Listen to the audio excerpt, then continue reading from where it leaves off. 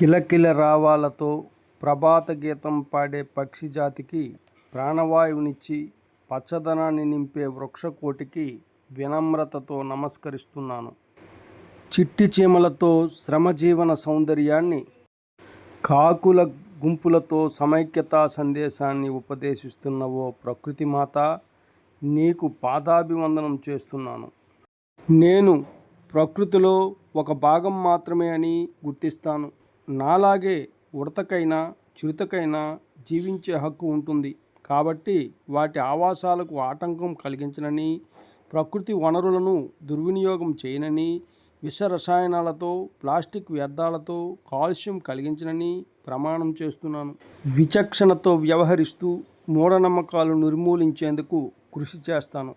ప్రకృతిని పరిరక్షించేందుకు, జీవ వైవిధ్యాన్ని కాపాడతానని, శాస్త్రీయ దృక్పథం కలిగిన విద్యార్థిగా మెలుగుతానని ప్రకృతి సాక్షిగా ప్రమాణం చేయుచున్నాను.